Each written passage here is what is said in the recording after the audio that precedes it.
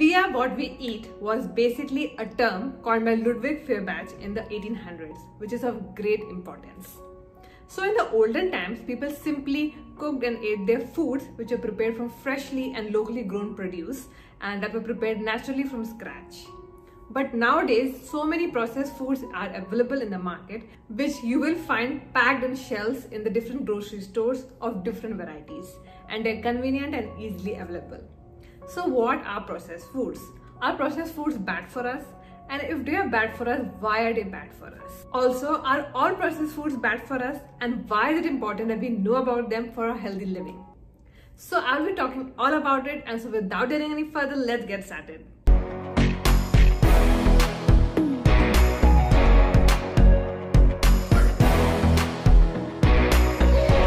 Hello everyone, welcome again to Lifestyle Speaks channel.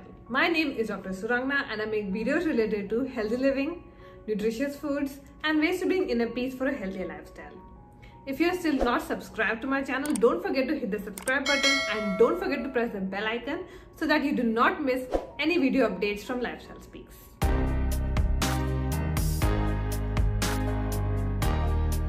According to the United States Food and Drug Administration, processed food is any food which is subjected to processing, like canning, freezing, fermentation, pasteurization, dehydration, milling, etc. That is, these are foods which have been altered from their original state by a certain process. So, if you think about it, according to this definition, ideally all foods we eat are processed, because even cooking is a form of processing foods, due to which we really cannot avoid them. And let me tell you that this is not a completely bad thing, which I will explain you step by step.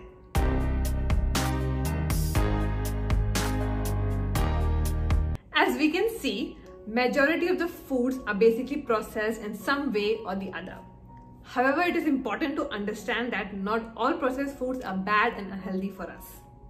In some cases, food processing actually ensures food safety and nutrition of a particular food.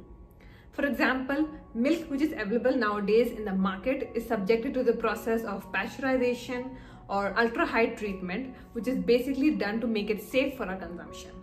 Because this process helps to basically kill all pathogenic bacteria in milk and reduce its bacterial load, which helps to prevent foodborne illnesses.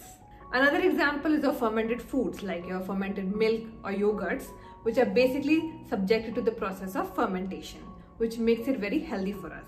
Because fermentation helps to boost our gut health, which is very important for our overall health.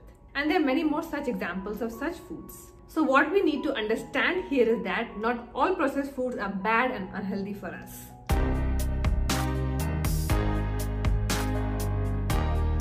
Foods that have been treated chemically or which have been altered with artificial flavors, colors, sweeteners, fillers, refined ingredients and salt are all examples of unhealthy processed foods.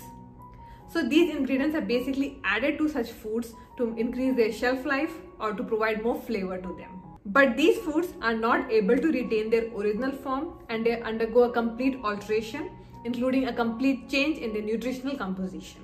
And these foods are basically very heavily processed to make them more appealing and more long lasting, due to which they are also referred to as ultra processed foods.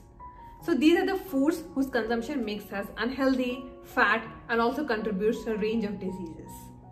So now when I will be talking about why processed foods are bad for us, I'll be talking about these foods basically and not those foods which have been processed to make them safe for our consumption or to make them healthy for our consumption.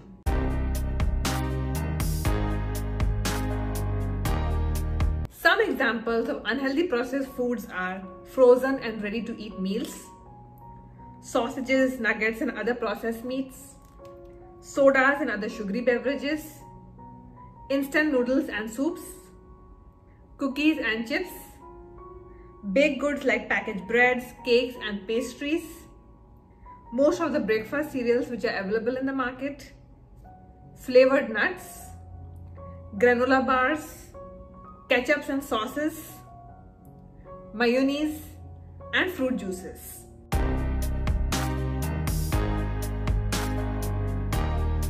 So, like I said before, different ingredients are basically added to the foods to either make them appealing or to increase their shelf life. And all these processed foods are unhealthy for us. This is because they contain very high amounts of carbohydrates, unhealthy fats, added sugar and salt, and they're very high in calories. So if we consume these processed foods in our daily diet, 70% of our calories will come from these processed foods. So eating such foods basically leads to high calorie consumption, and also it leads us to eat more than the recommended amount of sugar, salt and fat intake. Because many of us may not know that how much of these ingredients are actually present in those foods. Reading food labels and nutritional information which are present on the food packages, which is either on the front, back or side, can basically help us to understand that how much fat, salt and sugar content is present in these foods. But what many of us may not know is that many times food industries use other common names for fat, sugar and salt to write on their food packages. And many of us may not know about it. So even if we read the food labels and nutritional information, we will think like, okay, this product does not contain so much sugar content. This product does not contain so much of salt. This product does not contain so much of fat. But we may be wrong because we are not aware about it. And that is why I would like to tell you about common names which are used by the food industries to indicate fat, sugar or salt content in them.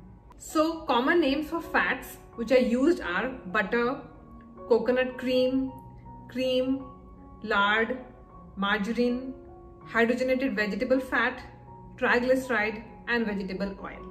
Added sugars can also be present under the following names: dextrose, brown sugar, cane sugar, corn syrup, corn sweetener, glucose, fructose, maltose, sucrose, fruit juice concentrates, inverted sugar, high fructose corn syrup, honey, molasses, barley malt and raw sugar.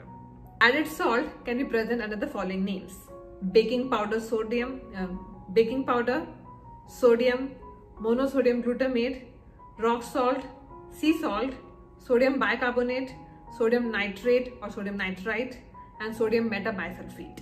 So when we are reading food labels or when we are choosing foods to eat, one thing which is very important to understand that is how much fat, salt and sugar content is appropriate for us. So we should basically choose foods with less than 10 gram of fat per 100 gram and foods with less than 10 gram of sugar per 100 gram and foods with less than 400 milligram of salt per 100 gram. Another reason why processed foods are bad for us is because eating more of these foods can lead to obesity and a range of health problems. And according to research, it has been suggested that if we eat these foods, there's an increased risk in us of developing increased blood sugar and cholesterol levels and also developing cardiovascular diseases and chronic disorders. In fact, they are the root cause of nearly every lifestyle modern disorder right now.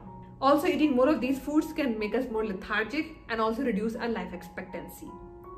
Now, after knowing this, also if we do not stop consuming processed foods, I really do not know what else will motivate us to stop consuming them.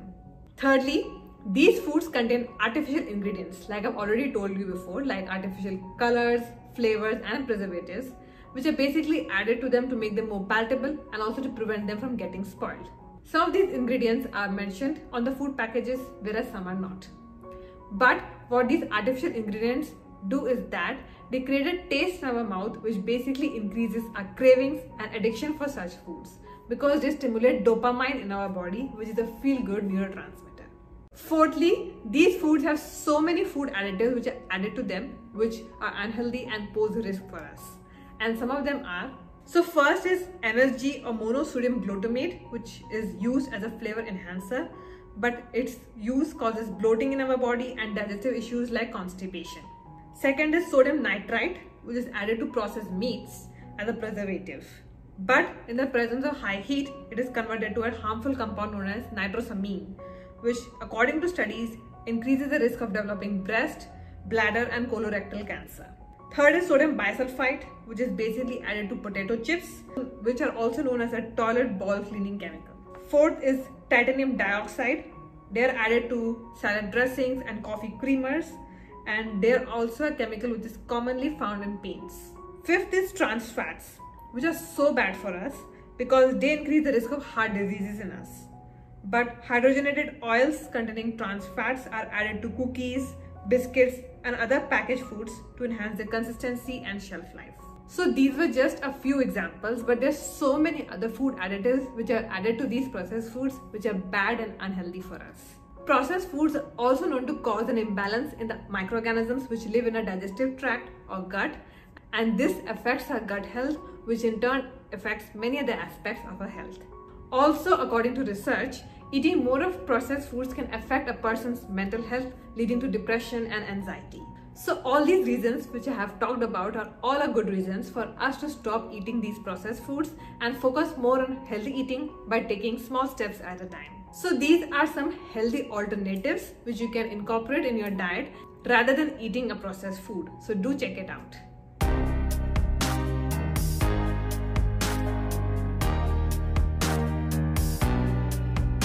So now we know that we can control what we choose to buy and what we choose to eat. So always read the nutrition labels of the different food products you are buying so that you can choose what is good for you. And you can avoid those food products which are high in fat, salt and sugar content, or any of the chemicals and names which I have talked about in today's video. Always be sure to choose fresh and simple ingredients and whole foods and make them the main focus of your diet. And also try to cook more of your meals at home for good health. So that's it for today. I really hope you liked today's video and you're more aware about healthy eating choices you need to make and you're able to reduce consumption of processed foods in your diet. If you liked the video, don't forget to give this video a like and don't forget to comment below to share your thoughts. Love your life and make it charismatic. See you again next time. Stay safe, stay healthy, keep smiling and keep watching Lifestyle Speaks.